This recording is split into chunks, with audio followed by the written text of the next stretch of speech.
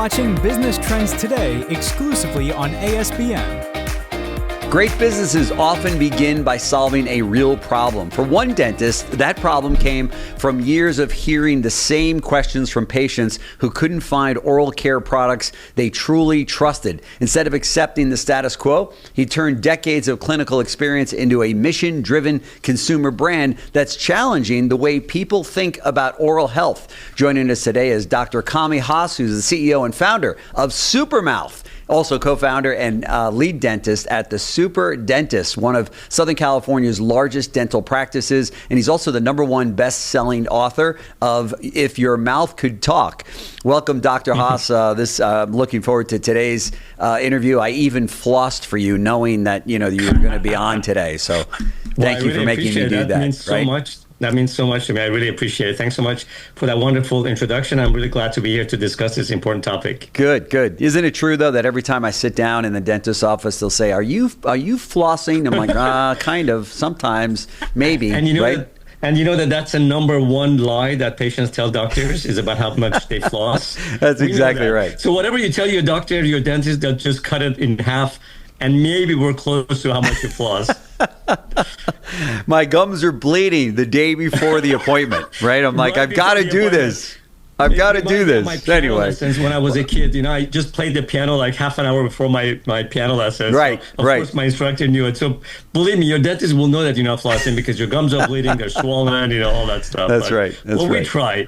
Well, let's jump into your story because I love it. It's a true success story, true American success story. So after spending years treating patients, what was the when was the moment, I should say, that you realized that there was a real business opportunity hiding in the questions that people kept asking every day? Yeah, great question. So, as you said, I'm an orthodontist. My wife is a pediatric dentist. We have a fairly large group practice, about 400 people in my dental practices between dentists, hygienists, orthodontists, pediatrics. So I thought I was very confident. I had technical skills, being a good orthodontist. I had seen tens of thousands of patients in my career. And until we had our son. And before we had our son, my son is 14 now, but before he was born, when patients would say, hey, Dr. Haas, what toothpaste do you recommend? I would say, whatever has fluoride in it, because I don't know if you know, but in dental school and in hygiene schools, we get little to no education on oral care products. The very things our patients use every single day, and they ask us about it. I think I had 1 hour. I went to UCLA dental school, which is one of the top schools in the country. Say it's a great school. It wasn't a bad school, and I'm on the board there. And by the way, this is not just about UCLA. Every school and every hygiene. I'm literally right before this interview, I was teaching this to hygiene schools. The administrators of them get together, and I'm talking to them about bringing us to their school. So anyways, because we don't learn about oral care products, whenever a patient asks us about the toothpaste, I would say whatever has fluoride in it. And then until my son was born. And our son, I remember when his first tooth started coming in, I went to my wife, which again, another dentist, pediatric dentist. I said, hey, what toothpaste should we get used for our son? And then she said, I don't know. Because now for the first time, I wasn't answering this question as a dentist, I was answering it as a father. Yeah. And as a father, I just didn't want just every product in my son's mouth. Sure. And so that led me, it shocked me first that I didn't know that answer. And then it led me to read over the next several months, 600 research articles and books on the topic of oral health and oral systemic health and oral care ingredients, which led me to write a book, which, as you mentioned, it became a #1 national bestseller, If Your Mouth Could Talk. Yeah. That book is about how oral health impacts pregnancy, airway, sleep, chronic diseases, and longevity. And then people would ask me about, I would raise the awareness of those connections. What toothpaste do you recommend, Dr. Haas? I would say nothing on the market, because if the current products work, the #1 disease on the planet wouldn't be cavities and gum disease. By the way, this shocks when I tell them it's not heart disease, it's not cancer. Wow. The #1 global disease is cavities and gum disease. So that led us to launch SuperMouth. Yeah. Wow. That's incredible. I just learned something today. I didn't realize that either. So for viewers who may not be familiar with SuperMouth, what gap, how about that? I got that in there, in the market were you trying to fill? And how does your approach differ from traditional oral care brands? Yeah, there are many differences, but the biggest one is personalization. Let me kind of ask you something, Jim. So imagine if you go to the doctor, one time you have constipation, they give you Tylenol. The next time you have diarrhea, they give you Tylenol.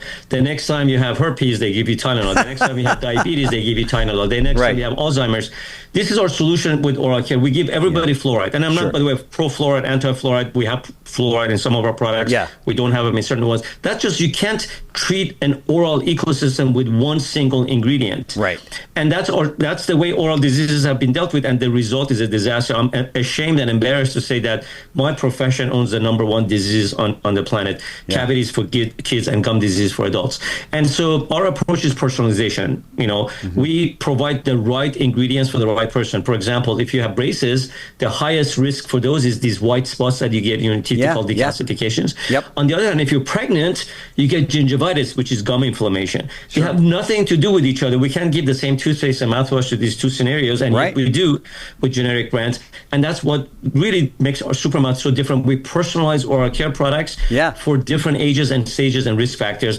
But we also look at the whole mouth. We provide truly safe ingredients, not just natural ones that I always joke around. Arsenic is natural, tobacco is natural. There are thousands of things that are natural that are not safe. We are not a gimmicky company, and we have about 200 products customized, 300 patents. Wow. As a business show, you know how important it is to get one patent. Yes, absolutely. 300 of them. Oh my gosh. I didn't go into invent 300 products, but I had to, because if the current brands, either the conventional ones or the so-called natural ones, were working, my profession wouldn't own the number one disease. So we had to redo formulations, products, and that's what we ended up with, about 300 patents. Oh my gosh, kudos to you. That's fantastic. So for entrepreneurs that are listening to us have this discussion this morning, many entrepreneurs want to launch a product, because they have a great idea. What advice would you give these entrepreneurs about identifying an unmet customer need before investing time and money the way that you did into a new venture? Yeah. So the first thing, just like you mentioned, you got to find out if there's a need for this in the consumer world, right? Are there other competitors that are going to be doing the same thing that you're going to be doing? Yeah. In our situation, there was no other brand that was truly trying to prevent disease. They were all trying to sell you the same toothpaste that's been reformulated with their own brand. Sure. I mean, for most part. And so that's the number one. Really, truly understand your market, to understand the void that's in that market. Like Uber is a good example. Like all the things, like people were frustrated with the taxi situation, and then somebody came with a very easy solution to solve that. That's right. I mean, most successful companies are because we solve a true headache, someone that everybody's a pain point. And what's more pain point than a cavity is truly, like, literally the most painful thing that you can have. That's right. I think I've heard, other than giving birth, I'm not I haven't done that. Neither of us know anything about that. Neither of us could really judge that, but I've heard that having a toothache is probably the hardest, the most painful thing. So I thought this was a great opportunity, but also the other one is competition. I knew that I was going to go against billions of dollars and decades of marketing of big manufacturers telling people their way is correct. But I also knew that I know the science is on my side. Facts are on my side. You can't argue with facts and data and science. When I tell you that with 1,500 brands, the number one disease on the planet is cavities and gum disease, nobody can argue with that, because those are facts. Those are CDC, WHO numbers. Yeah. That's why our protocol is not just to educate the public. We educate the profession. We go to dental schools. We go to hygiene schools. We teach at dental conferences, medical conferences, because we need to actually educate the professionals so they can educate their patients. So that's the second thing. And the third thing, know that it's always going to take a lot longer, and it's going to cost a lot more to do this. Yeah. So you have to have patience, because I think as entrepreneurs, we need to be optimistic. Otherwise, we're not going to even start this company. And I think we always underestimate the amount of time and energy and resources from people and money and time and headaches and disappointments and failures that's going to do to get something successful. Sure. But when you think about a dentist, I guess when you think about any doctor, but I think about dentists, they kind of are entrepreneurs. I mean, they get their license and they go through med school and pay all that tremendous amount of money for that, and dental school, I should say, and then they go out into the world and they got to build a practice now, which I'm sure is exactly what you did, right? You and your wife. That's right. And so you've got to be also at the core an entrepreneur, right? Yeah, correct.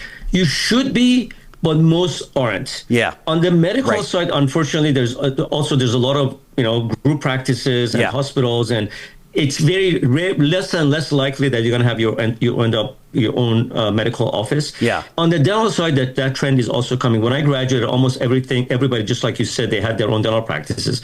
But now about 50% of the dental school graduates joined DSOs, which are these dental service organizations, Okay. dental practice. So they really never have to learn the business side of it. Some do, and of course that's wonderful. But most dentists, unfortunately, they get too busy with the technical things, and they should know it. But I just give you a quick example. I just ran into one of my friends from my colleagues from my residency 30 years ago. This recently that I went to residency 30 years ago, and she asked me to help her with her management, like collections, in her practice. Yeah. And I asked her, "Can you tell me what your collection is so I can help you?" She said, "Ask my manager." I said, "I know she manages it, but what is it?" She didn't even know. She said, "I don't know." I'm like, "Then how do you know if, God forbid, she's embezzling or she's doing it correctly?" Or that's things right. How do you can't delegate things to people and think you kind of know how to do it. That's then exactly you can delegate. right. Yeah. I'm all for delegating. As I said, I have 400 employees in my dental practices, so I'm not about, but I know what they're doing, and I have checks and balances. We have systems in place, reporting structure, all of that. We have an org chart, how, anyways. But so because in dental schools and medical schools, it's bad enough that dental schools are separate than medical schools. We forget that the mouth is connected to the body. Right. On top of it, I think in schools, as you probably know, the one thing that we don't educate as a generalization in the United States, around the world, is we don't teach financial literacy to people, unfortunately. Yeah. And we learn geography, we learn everything, we learn chemistry, but we don't know is debt, what's a good debt, what's a bad debt, what's the hiring process. I mean, it's unfortunate, but that's just, and one of the other things that I'm very passionate about is actually teaching financial literacy to not just adults, but like in my dental practices, we teach financial literacy to about 30,000 kids a year. Wow. As a charity that we do. Good for you. Wow, that's fantastic. Achievement. Yeah. Thank you very much. We try to really give back to the society. I was very lucky to be in this position now. Sure. I had great parents. They educated me. I had a great education. And so I feel like not obligated, but I feel like passionate to give back to the society, to hopefully we can raise a group of kids and adults that will be more educated from the oral health perspective, but on the business side of it as well. That is fantastic. Well, when do you sleep? I'm reading your bio here, and I'm like, my gosh, he's writing books and he's got these dental practices and 400 employees, and you're speaking and you're teaching. You are really very, very passionate about this. That makes a huge difference in the business, doesn't it? That's exactly right. So that's the secret. I do get my 7 hours sleep because, it is very important. But I've learned, if you love everything, I get up at 4:30 in the morning, but not because I need to, because I love it. I get up and before my son wakes up, which is usually around 7. So I have those hours to myself to really think the major things, And then I delegate, but I surround myself with really smart people, with advisors, with people who do things, but I do it after I understand the topic as much as I can. Sure. So that's really, and I do things only because I'm really passionate for it, so it doesn't look like work for me. Yeah, for sure. Now, we're talking about all your successes, and you've had a whole string of successes here, and to something to be very proud of and excited about. Talk to us about maybe some of the biggest lessons that you've learned as an entrepreneur in building this incredible brand. Yeah, we were just talking about before the show that one of my favorite expression is no risk, no glory, no failure, no story, right? I've had more. I think anybody that you speak with that has, a certain amount of success, they've also had a tremendous number of failures, right? And the things that are, in the beginning, I was embarrassed of those failures, and then I learned that that's actually part of the formula. That's right. My son is 14 now. There's a little caricature, like cartoon, that I always show him. There are like 10 people shooting, an arrow. Yeah. 90% of people don't even shoot it because they're scared of a failure. That's something. 9% of them, they shoot it, they fail, they don't meet the target, and then they're like, oh my God, I'm terrible at this, I'm never going to do it. That's right. It's only that 1% that shoots it, fails, shoots it again, fails, shoots it, fails, fails, does it, wins, and then fails again, until it becomes the world expert, whatever the title of whoever puts the arrow is. So I usually use that to show my son that, listen, it's so true. Failure is not, of course, failure is bad. Yeah. Of course, rejection is bad. It hurts.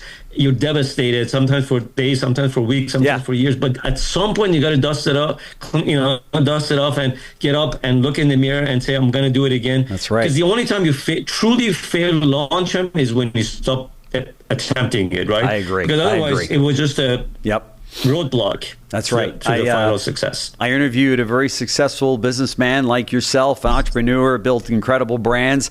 And I said, did you ever have any, through all of this, as I asked you, did you ever have any failures? And he goes, I've never had one failure. He goes, I've had about 100 different lessons, but I've never had one failure.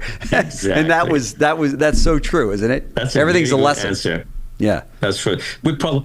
Everything. I mean, we probably heard from Edison is like the perfect example when he was discovering or building the light bulb. Yeah, that's right. For different numbers, but let's just say 5,000 failures or lessons, like as you said. That's right. Before he found the current the version. And so, how many of us do you really think would really put up with that many failures or lessons before we give There's no up? question. Forget it, right? There's no question. And there's one Edison. That's the reason for that. That's right. Because for him, it was just a roadblock.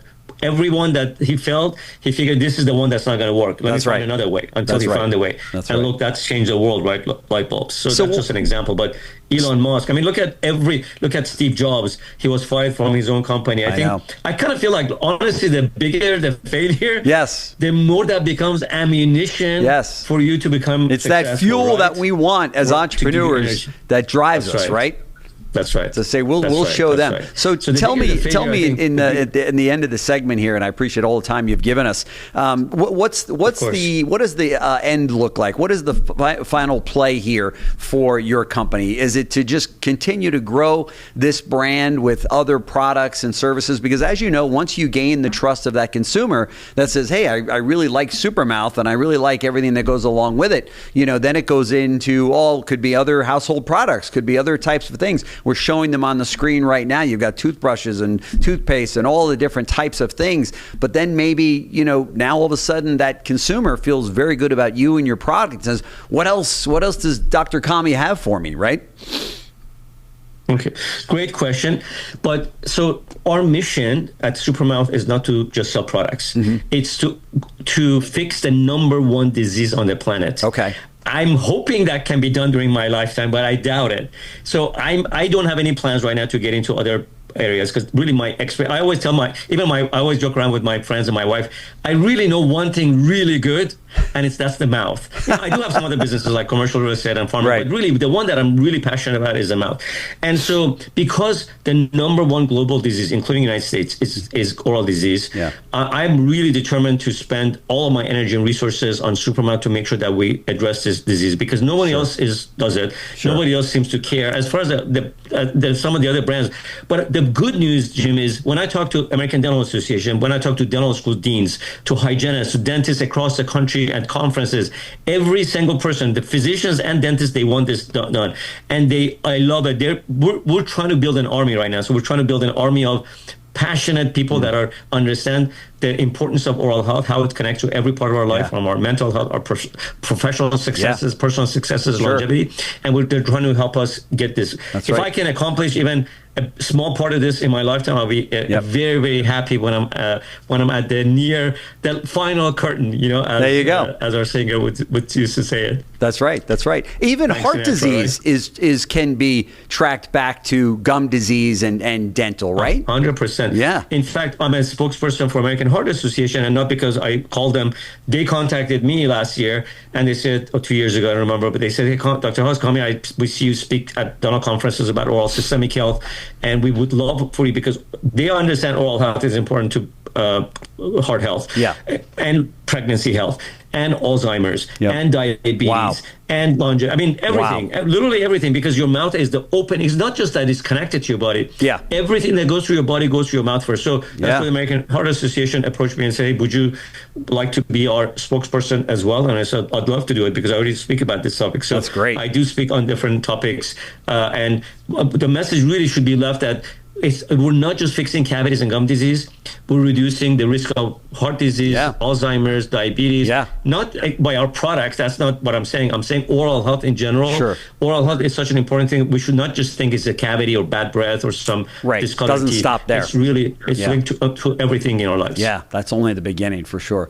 Dr. Kami Haas, CEO and founder of SuperMouth. Check these guys out online. I know you're going to like what you see. We're showing the products right here, right now on on the TV. So I know you're going to love this company, and we have just enjoyed this conversation today. So the super dentist and author of If Your Mouth Could Talk. Thank you so much, Doctor, for joining us on the show today. Very much appreciate it, and love to do a follow-up with you because you're just the kind of entrepreneur that we want to be featuring, and I know our audience is going to get a lot out of our talk today. So thanks so much. Thank you very much. I'd love to have another conversation with you. I really appreciate it. Thank you. I swear I'll do more flossing. So. With SuperMouth products. Yeah, I hope. Thank you very much. All right. Thanks so much.